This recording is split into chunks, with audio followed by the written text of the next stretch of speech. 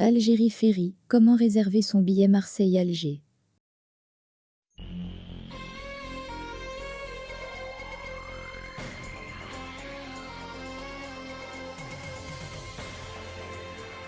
La reprise des traversées entre l'Europe et l'Algérie, France et Espagne, offre un nouveau moyen pour les Algériens de voyager à nouveau et de désengorger la demande en tension sur les vols encore trop peu nombreux.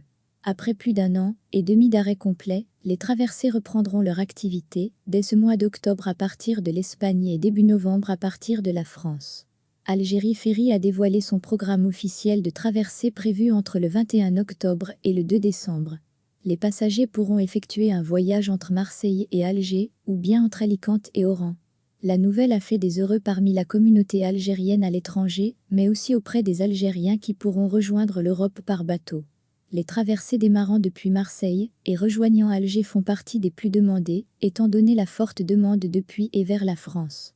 Depuis quelques jours, de nombreux internautes demandent par quel biais acheter un billet pour emprunter les ferries de la compagnie maritime algérienne depuis et vers la France. Si Algérie Ferry a officiellement communiqué les horaires et dates de traversée, elle n'a pas précisé les modalités d'achat des billets ni même leur coût. Échaudés par la très compliquée vente de billets d'avion de ces 5 derniers mois, les voyageurs demandent rapidement des détails sur le moyen le plus efficace d'acheter un billet, afin de ne pas passer à côté de cette nouvelle opportunité de voyage. Voici les moyens pour réserver son billet: se rendre dans les agences en France. La solution la plus efficace est de se rendre dans l'une des principales agences d'Algérie Ferry. À ce propos, la compagnie maritime a annoncé la réouverture des agences de Paris, Lyon, Marseille et Lille pour accueillir le public et relancer les réservations. La mise en vente des billets débutera ce lundi 18 octobre. Les agences seront ouvertes entre 9h et 12h et entre 13h et 17h. Réservé par téléphone. La réservation par téléphone sera également possible. Comme pour les billets d'avion, il faut s'attendre à une forte demande et donc une surcharge des appels auprès d'Algérie Ferry.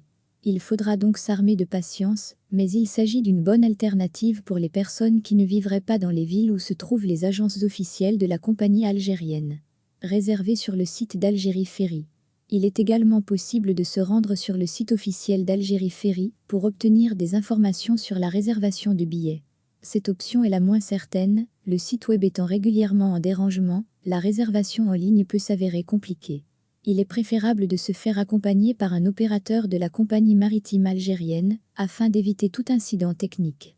D'autant plus, si vous disposez d'un ancien billet acheté avant la pandémie, mais qui n'a pas été remboursé, l'aide d'un employé d'Algérie Ferry sera plus adaptée dans cette situation. Les voyageurs algériens peuvent se rassurer, car le volume de places sera plus conséquent que celui des vols. Les traversées entre la France et l'Algérie sont opérées par le navire Badji Mokhtar III, récemment acquis par Algérie Ferry. Ce bateau flambant neuf peut accueillir jusqu'à 1800 passagers et 600 véhicules. Par ailleurs, le Badji Mokhtar III devrait être épaulé par un navire de la Corsica Linea, dont la capacité d'accueil maximale est de 2400 passagers et 700 véhicules. Les traversées prévues seront régulières et devraient clairement aider à un retour à la normalisation des voyages entre l'Algérie et la France.